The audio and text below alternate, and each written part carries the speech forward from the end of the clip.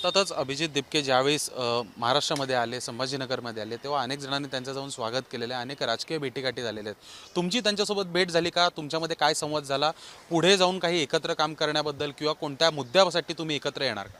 एकतर अभिजित दिपके यांची माझ्या मते राजकीय वाटचाल दिसते आणि आम्ही राजकीय वाटचालीचे पासून 4 हात लांब आहोत. आम्ही कुठेतरी सामाजिक चळवळीत काम करतो, परंतु दिपके अभ्यासू आहेत एवढं सांगू शकतोय, परंतु त्यांचा प्रभाव वेगळा, आमचा प्रभाव वेगळा आहे. परंतु एक मागासवर्गीय इतर मागासवर्गीयातील तरुण आहे आणि कुठंतरी मागासवर्गीय इतर मागासवर्गीयाचं कुठंतरी नेतृत्व कोणी स्वीकारत नाही, परंतु दिपकेंचं नेतृत्व देशातील तरुणांनी स्वीकारलं. त्याचा आम्हाला मागासवर्गीय इतर मागासवर्गीय असल्याचा आम्हाला अभिमान असला पाहिजे. आम्ही सुद्धा त्याच घटकातून येतो आणि येणाऱ्या काळात भेटीचा विषय राहिला तर अद्याप मी त्यांना भेटलो नाही, परंतु येणाऱ्या काळात लवकरच त्यांना भेटण्याचा माझा प्रयत्न असेल आणि भेटून त्यांच्याशी चर्चा करून त्यांना सुद्धा काही सामाजिक विषयावर काही ज्या गोष्टी माहीत नसतात त्यांच्यासोबत शेअर करू, त्यांच्या काही गोष्टी आमच्याकडं घेऊ, आमच्या काही गोष्टी त्यांना देऊ आणि येणाऱ्या काळात त्यांना नक्कीच फायदा होईल असा आणि किंवा त्यांचा आम्हाला फायदा होईल यासाठी आम्ही सातत्यानं प्रयत्न करत राहू आणि नक्कीच भेट घेण्याचा प्रयत्न करू.